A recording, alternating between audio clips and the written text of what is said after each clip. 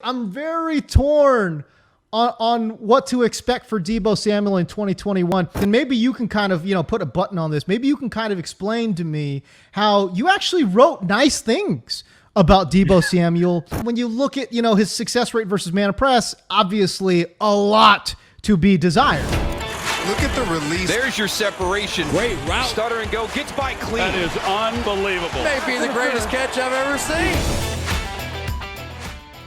Deebo is definitely a scheme touches player. And, you bring up his reception perception profile and how it's a little bit, it's a little bit on surface, right? Like you look at that success rate versus man coverage, not so great.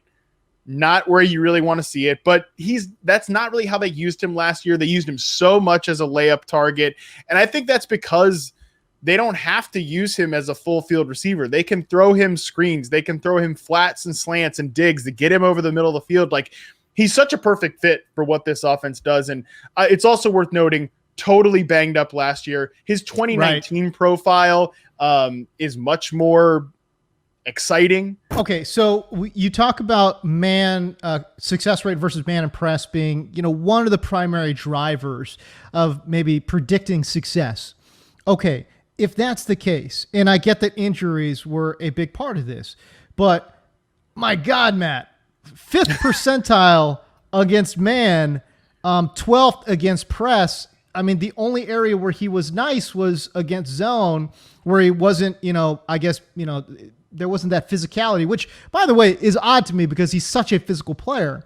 But clearly man and press bothered him in 2020. Revisiting the 2019 profile, when theoretically he's at full strength, he's healthy, 49th percentile success rate versus man coverage, 33rd against press, much more solid numbers, right? Like not the bottom basement. Maybe that does have to do with the injuries. 90th percentile against zones that year as well was Deebo Samuel. Like, I think he's very good on those routes that they do scheme him open against zone coverage. And again, this is another thing we've been talking about in the Discord lately. Like you can obviously scheme players open against zone or get guys open up against zone coverage without the actual player's ability being the primary driver there, as with when it's man press coverage, like hard outside coverage, there as the X receiver or flanker, it's going to be a little bit of a different situation. When it comes to Deebo Samuel, number one, in the role he was playing in last year, he faced zones on 66.7% of his routes. So the fact that he is an 80th percentile separator against zone coverage, that's a pretty good thing. That's the route. Those are the routes. Those are the coverages that he's going to be facing more. Also, the fact that he's great after the catch, that was noted as well. He was lining up in the backfield at sometimes, 11.6% of his snaps from the backfield.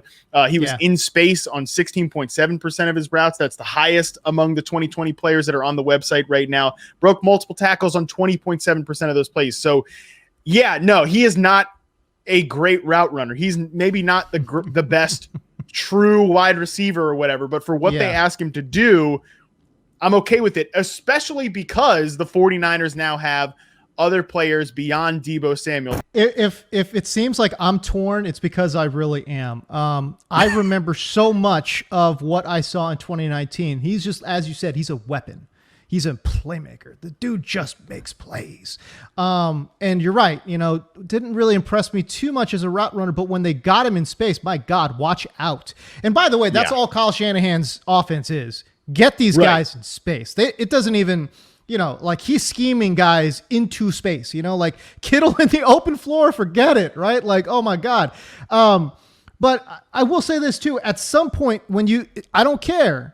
If you have that WR designation next to your name, at some point, you've got to do wide receiver things, right? Yeah. And part of that, if you're not going to be a great route runner, if you're not going to be a great separator, which, up to this point he has not been, you've got to win in contested catch areas. But Deebo Samuel, if you're not getting that separation, man, I tell you, you got to win these 50-50 balls.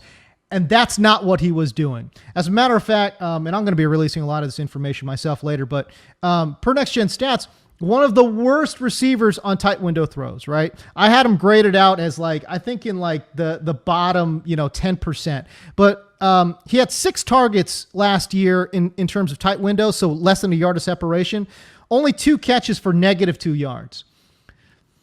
That's tough. It is going to be difficult in this offense, that's probably going to be a run first offense still. Like, I think there's something in the range of outcomes where Shanahan's offense is just like, this is a different version because Trey Lance is a different type of quarterback than what we've seen, since he was with Robert Griffin. Right. But we probably still expect it to be a run first attack. Especially if Trey Lance is in there, it's probably going to lower the year one ceiling of this passing attack because he's still he's a running quarterback, right? Like, just historically, rookie quarterbacks have not been able to elevate 2, much less 3, because Kittle is still there.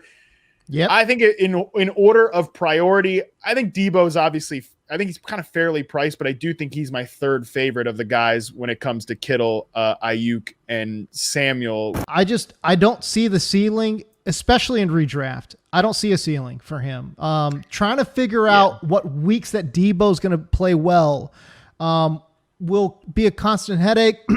I don't see consistency there. I see inconsistent production on a week-to-week basis. I think you're hoping for big plays. And as we know in the NFL, predicting big plays is almost impossible. The other thing, too, that makes me worried about that for Deebo is that, you talk about layup throws for Trey, and of course that makes a whole lot of sense. But if you're looking at Brandon Ayuk and George Kittle, I'd probably be scheming up layup throws to those guys.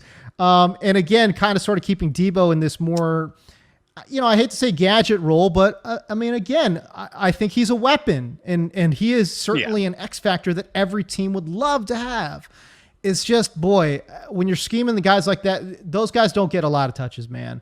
I tell you, even as a top 90 player going in the range of 85 to 95, even there, in redraft, I just don't know. I think I probably am going to take flyers on guys like Will Fuller, Robbie Anderson, Jerry Jeudy ahead of Deebo. I don't think I'm going to find myself drafting Deebo in too many leagues.